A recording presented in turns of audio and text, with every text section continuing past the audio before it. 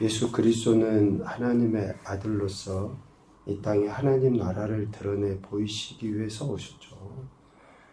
예수님의 행하시는 모든 것은 결국 하나님 나라를 나타내 보이십니다.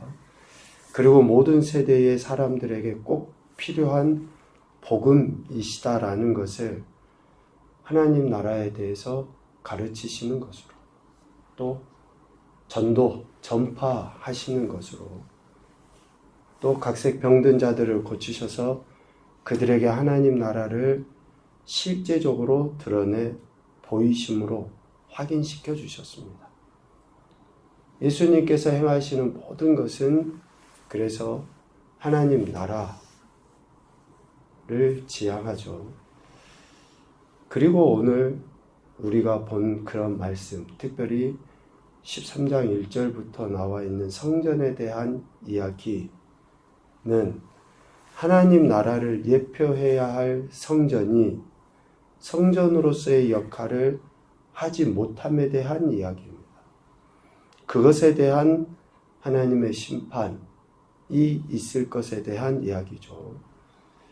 성전으로서 역할을 감당하지 못할 때에 2절, 네가 이 큰 건물들을 보느냐, 돌 하나도 돌 위에 남지 않고 다 무너뜨려지리라 라고 예언하십니다.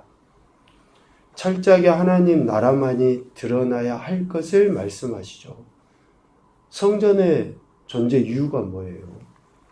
아무리 헤롯이 지었다 할지라도 성전은 하나님의 임재와 영광, 하나님께 예배하는 처소가 되어야 되죠.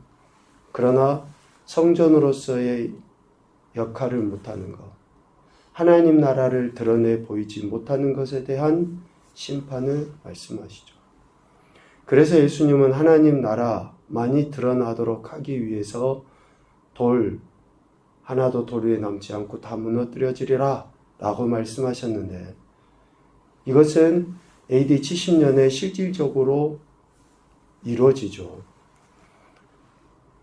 로마에 의해서 하나님 나라를 예표하지 않고 세속의 상징이 되어버린 예루살렘의 헤롯 성전이 철저하게 파괴되게 됩니다. 세속의 상징이 되어버린 그 성전이 실질적으로 무너지게 되죠. 그리고 11절, 하나님의 나라만이 드러나도록 하기 위해서 이렇게 로마에 의해서 성전이 파괴될 때에 하나님의 백성들이, 믿음의 사람들이 고난과 박해, 고통을 당하게 되죠. 그리할 때에 하나님의 나라만이 드러나도록 하나님께서는 성령 하나님을 통해 박해받는, 믿음을 지키기 위해 고통과 고난을 받는 영혼들에게 할 말을 주시는 거예요. 11절. 그러니까 우리가 딱 이 구절만 가지고 우리가 어떤 상황에서도 또 성령님이 내게 주시는 말씀을 마치 하는 것처럼 우리가 표현해서는 안 됩니다. 내가 하는 말이 다 성령의 이야기고 나를 통해서 성령님께서 그렇게 하신다라고 이 구절을 그렇게 사용해서는 안 돼요. 지금 박해를 받고 그것도 내 욕심에 의해서가 아니라 믿음을 지키기 위해 세속화된 이 세상이 우리를 미혹하고 넘어뜨리려고 하는 그런 환난과 고통과 박해 가운데에 믿음을 지킬 때에 성령 하나님께서 할 말을 주셔서 하나님 나라를 내 삶을 통해 드러내 보이게 하시는 거예요. 이것이 성령의 역사고 예수님께서 이 땅에 오신 목적인 하나님 나라를 믿음의 사람들을 통해서 드러내 보이시는 거예요. 결국 하나님 나라는 그 나라를 드러내 보이시려고 이 땅에 오신 예수 그리스도를 믿는 믿음으로 말미암아 모든 사람에게 미움을 받는다 할지라도 끝까지 견디는 자들에게 허락된 것이 하나님 나라입니다. 다시요. 하나님 나라는 그 나라를 드러내 보이시려고 이 땅에 오신 예수 그리스도를 믿는 믿음으로 말미암아 모든 사람에게 미움을 받는다 할지라도 끝까지 견디는 자들에게 허락된 것이 하나님 나라고 13절. 또 그들을 통해 세상의 권력자들과 임금들에게 하나님 나라가 증거되는 거예요. 9절. 그렇게 하나님 나라는 확장되어져 왔고 앞으로도 그렇게 확장되어져 가는 거예요.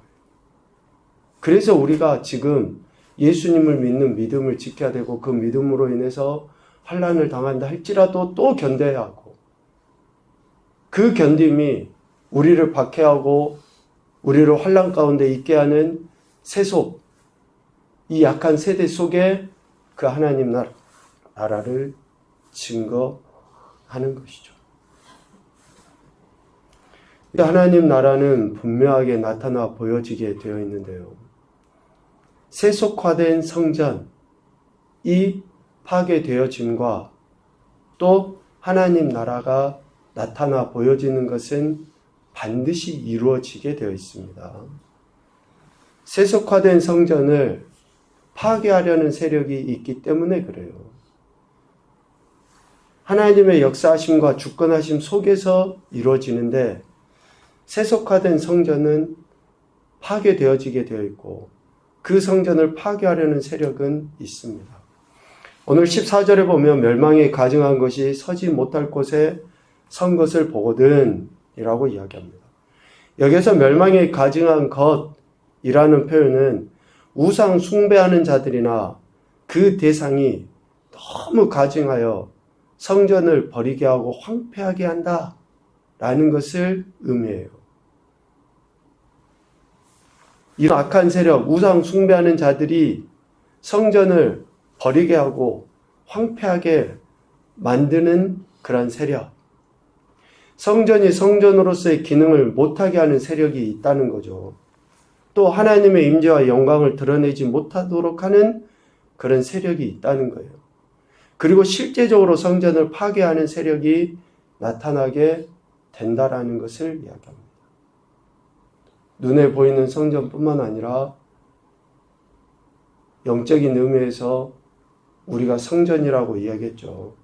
우리를 그렇게 넘어뜨리라는 세력이 분명하게 나타나게 된다라는 것입니다. 그때에 어떻게 해야 되는가? 14절 하반부에 이야기합니다. 유대에 있는 자들은 산으로 도망해라. 15절 지붕 위에 있는 자는 내려가지도 말고 집에 있는 무엇을 가지러 들어가지도 말아라. 16절 밭에 있는 자는 겉옷을 가지러 뒤로 돌이키지 말아라 라고 이야기합니다. 이 말씀이 우리가 이 땅에 멸망이 날 때 또 가깝게는 성전이 파괴될 때 성전으로서의 역할을 제대로 하지 못하게 하는 그런 세력들이 나타날 때에 우리가 가진 모든 것들 다 내버려 두고 믿는 사람들끼리 모여서 그렇게 살아라는 의미가 절대로 아닙니다. 집에 있는 무엇을 가지러 들어가지 말라 했으니까 마지막 때가 되면 다 팔아서 바쳐버려라. 그런 의미가 아니에요. 14절 하반부부터 16절까지의 이 말씀의 의미는 멸망에 가증한 것이 설 때는 너무나 갑작스럽게 임하게 되고 그 잔혹함과 폭력성이 극심하다라는 거예요. 믿음의 사람들을 넘어뜨리려고 하는 그런 세력, 성전을 파괴하려고 하는 그 강력한 힘, 이러한 일들이 이러한 잔혹감과 폭력성이 극심하기 때문에 얼른 그 자리를 떠나라 라는 것이고 무엇인가 가지러 가서 지체하지 말아라 라는 그런 의미입니다. 이런 잔혹감과 폭력성 때문에 이 일이 겨울에 일어나지 않도록 기도해야 한다라고 18절에 이야기했고 이러한 일이 일어나면 얼른 도망할 수 없는 아이 벤 자들과 젖먹이는 자들에게 화가 있을 것이다 라고 하시면서 그들에 대한 안타까움을 이야기하신 거예요. 성전을 파괴하는 세력, 세속화된 성전을 무너뜨리려고 하는 그 세력의 그 강력함이 일어나게 된다라는 것을 이야기하죠. 그런데 앞서 이야기한 것처럼 이런 성전의 파괴, 세속화된 성전의 파괴는 하나님의 주관하심 속에 이루어집니다. 하나님 나라를 드러내야 될 성전이 그 본연의 목적을 감당하지 못할 때에 하나님의 뜻하신 가운데 철저하게 파괴되는 거예요. 하나님의 임재와 영광을 드러내지 못한 성전은 이미 성전으로서의 사명을 다하였기 때문에 그렇습니다. 우리 개인과 또 지금 이 시대의 교회 공동체를 염두에 두시고 이 말씀을 묵상을 하셔야지 됩니다. 내가 개인으로서 성전이라는 그 사명을 잘 감당하고 있는지.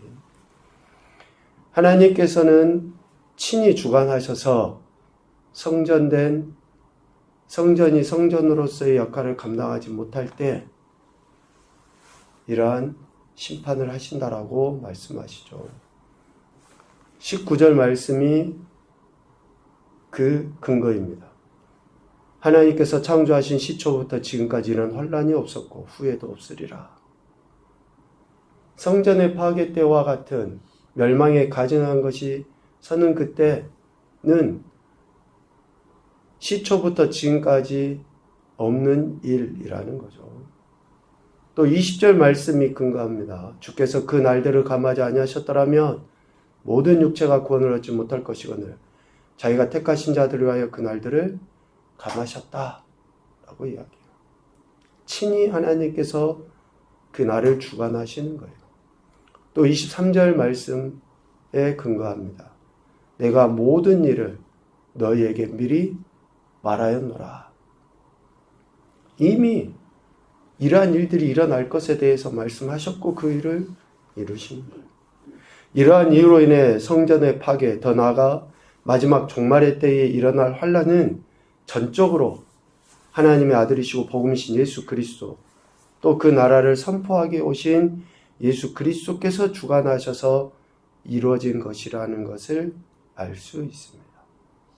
철저하게 하나님의 주권과 섭리 가운데 이루어지는 거예요.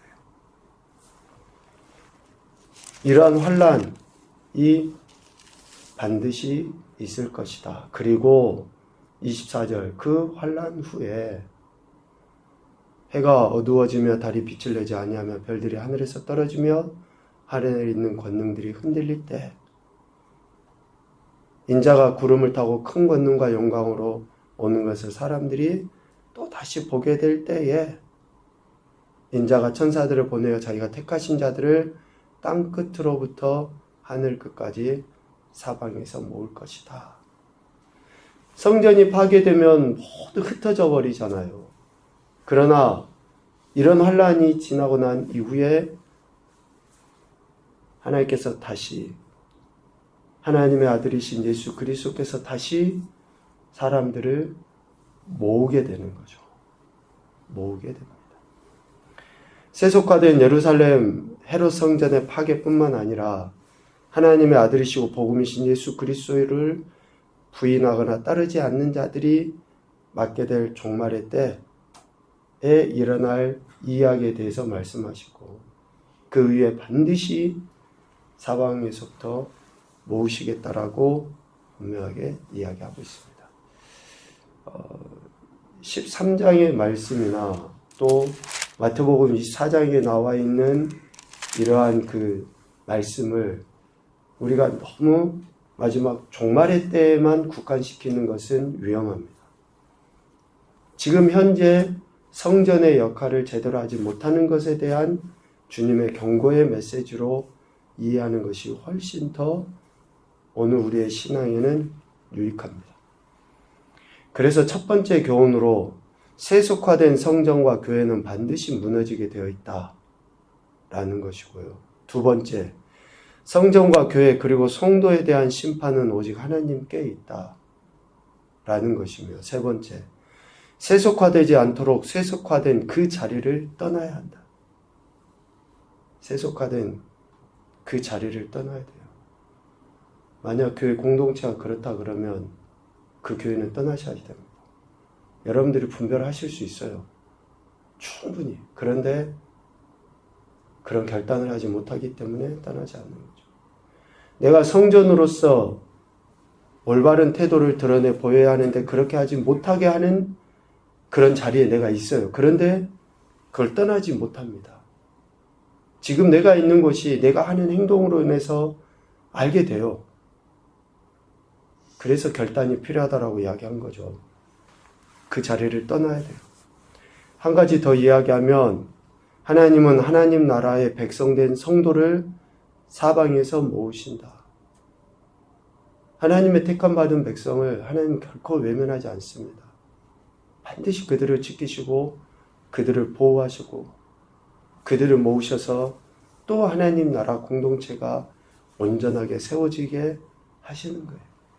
이것이 하나님의 사랑이고 하나님의 끝없는 역사하심이라고 할 수 있습니다.